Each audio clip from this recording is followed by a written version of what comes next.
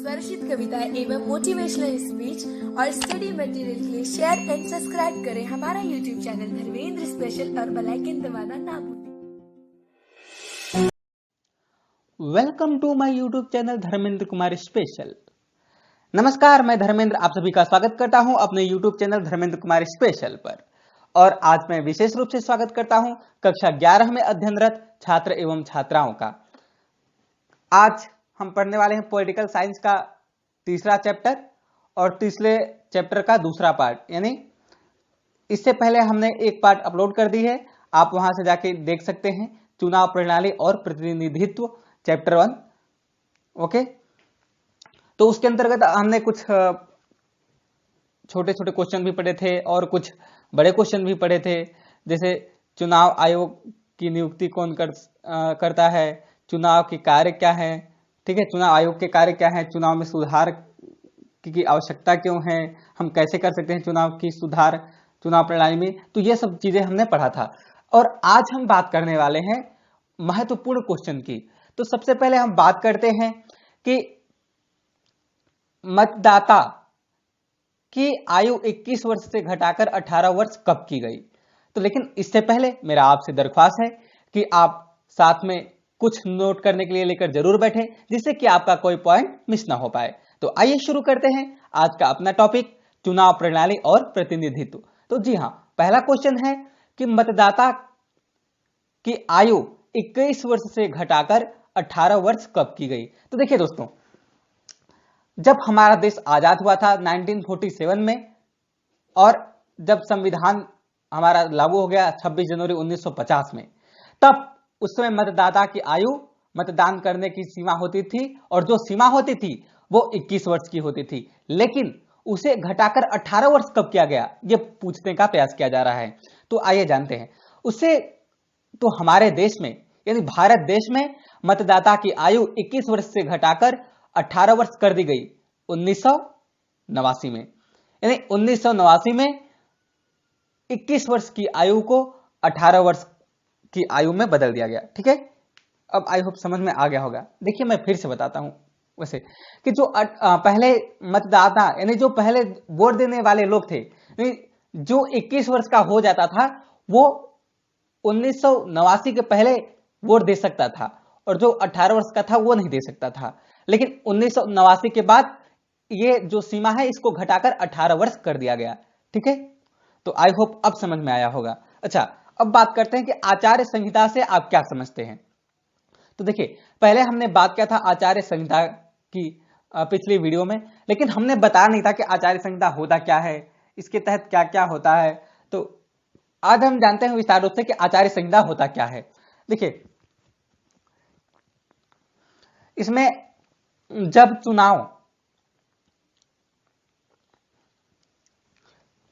चुनाव की तिथि घोषित कर दी जाती है और चुनाव जब तक खत्म नहीं हो जाता तब तक आचार्य संहिता लागू होती है। चुनाव की तिथि घोषित करने से चुनाव के खत्म हो जाने तक आचार्य संहिता लगी रहती है। ठीक है, और इसमें कुछ नियम होते हैं भाई, कि जो कोई भी शराब की बोतलें लेके घूमेगा या 50,000 से अधिक रुपए लेके घूमेगा, उसके खिलाफ सजा होगी उसकी। ठीक है, और उसके खिलाफ FIR भी दर्ज हो सकता है और चुनाव लड़ने से रोक दिया जा सकता है। ये क्या होता है, आचार्य संहिता के अंतर्गत आता है। लेकिन आज ये भारत देश के लिए अभिशाप होता जा रहा है, क्योंकि इसका पालन कोई नहीं कर रहा है। और सभी लोग क्या, लोगों को लालच देते हैं कि चाहे वो धर्म जाति के नाम पे हो, चाहे लिंग समुदाय के नाम पे हो, किसी भी क्षेत्र में लोगों को बस लालच देते हैं। तो ऐसा नहीं होना चाहिए। अब हम आंसर पढ़ते हैं कि आचार्य संहिता होता क्या है। तो देखिए, कुछ ऐसे निर्देश जो कि चुनाव तिथि को घोषित करने से और चुनाव खत्म हो जाने तक चुनाव आयोग के द्वारा दिए गए निर्देशों का प्रतिनिधियों को पालन करना पड़ता है। ऐसी प्रणाली को आचार्य संहिता कहते हैं। ओके, देखिए,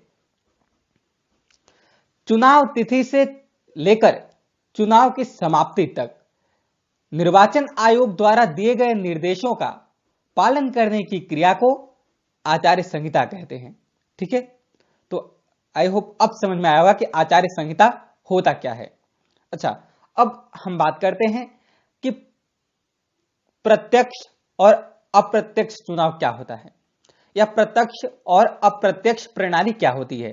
तो देखिए, यानी डायरेक्ट और इनडायरेक्ट। तो प्रत्यक्ष प्रणाली क्या होती है, जिसमें हम स्वयं प्रतिनिधि को चुनते हैं।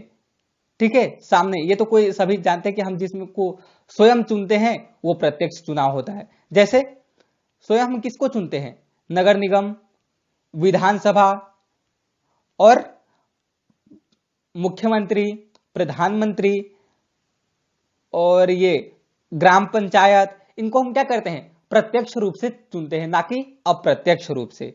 अगर बात की जाए यहां पे अप्रत्यक्ष रूप से यानी अप्रत्यक्ष प्रणाली क्या होती है, तो देखिए, ऐसी प्रणाली जिसमें हमारे द्वारा चुने गए प्रतिनिधि ही वोट देते हैं, उसे अप्रत्यक्ष प्रणाली कहते हैं।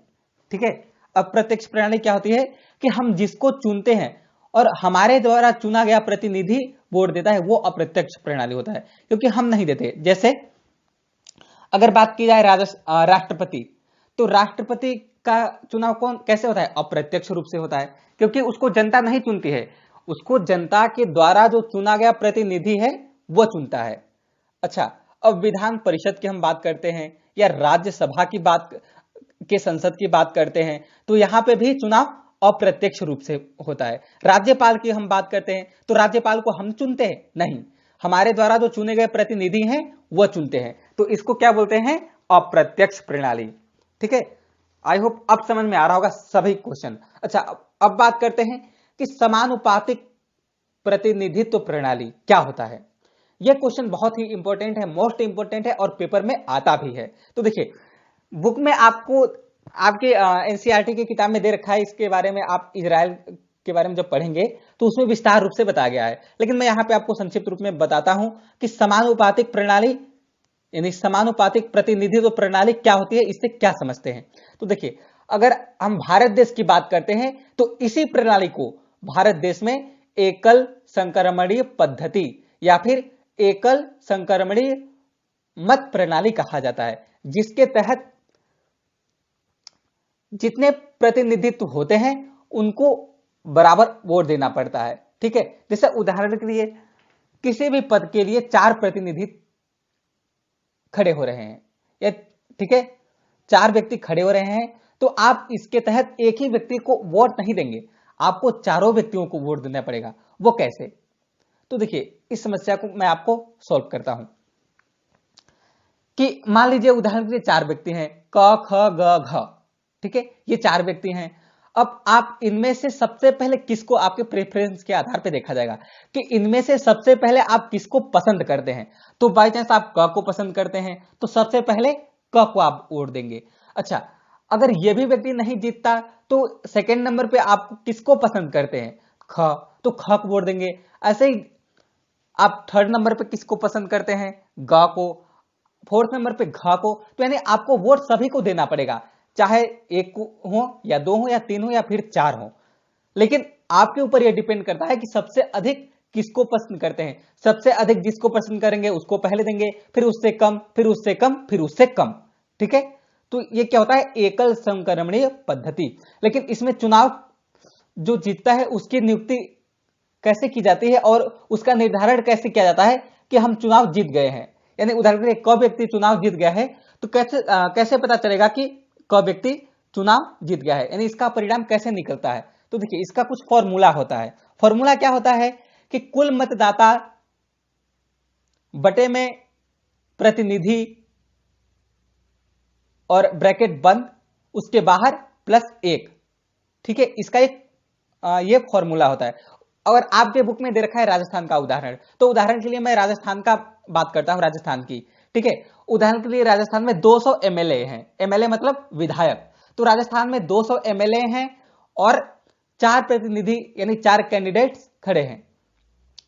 तो जो एमएलए हैं चारों को वोट देंगे भाई, तो आंसर कितना आएगा, तो जो जिसका आंसर ज्यादा आएगा वो जीतेगा। लेकिन आंसर निकाला कैसे जाएगा, तो देखिए सबसे पहले हम बात करते हैं आंसर निकालने की। तो सबसे पहले हम लेंगे कुल मतदाता, मतदाता कितने हैं 200, और कैंडिडेट्स उसके बाद नीचे बटे में हम करते हैं कैंडिडेट्स। तो कैंडिडेट्स कितने हैं 4, और प्लस बाहर एक क्या है 5, ठीक है।